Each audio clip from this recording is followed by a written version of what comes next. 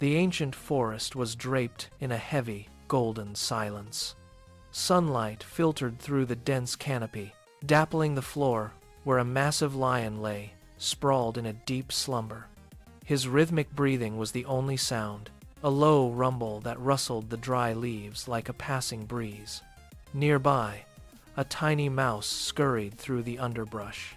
Her world was small, her eyes fixed intently on a trail of fallen seeds.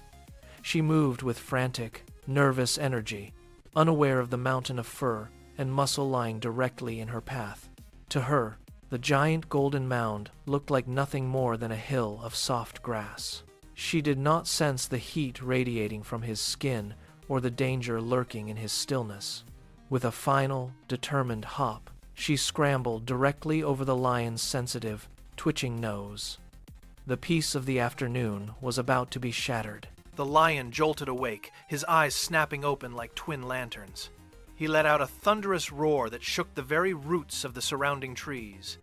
In a blur of golden motion, his heavy paw slammed down, pinning the mouse against the cold dirt. He bared his yellow teeth, his amber eyes narrowing with lethal intent. The mouse shook violently. Her tiny frame pressed into the soil as the shadow of death loomed over her. "Please," she squeaked, her voice trembling. "Forgive me, mighty king. I meant no disrespect. If you let me go, I promise I will repay you one day." The lion paused, his whiskers twitching. He looked at the creature. So small she could barely fill his palm.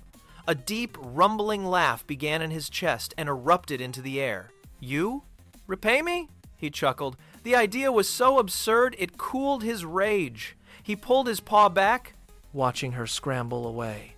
"Go then, little one," he muttered, turning back into the shadows.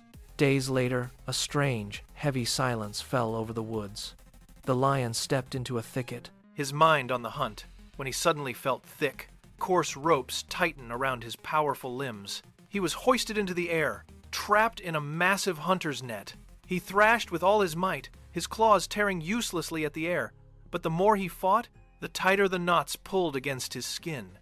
He let out a roar of pure agony and frustration that echoed for miles, but no help came. The king of the forest was helpless, dangling like a prize. Hours passed as he struggled until his strength finally failed. He collapsed against the mesh, his breath coming in ragged, desperate gasps. He realized then that even the strongest can be brought low by a clever shadow. He closed his eyes, waiting for the hunters to return and claim their prize. The forest seemed to hold its breath. From the tall grass, a familiar pair of eyes watched. The mouse appeared, moving with purpose. She climbed up the hanging net, her sharp teeth working rapidly against the fibers. She gnawed through the thick ropes one by one, her tiny jaw never tiring. A rope snapped with a sharp crack. Then another followed.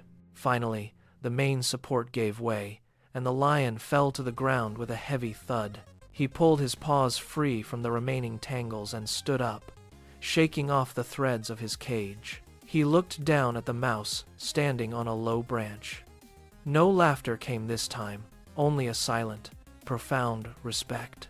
He had learned that no kindness is ever too small.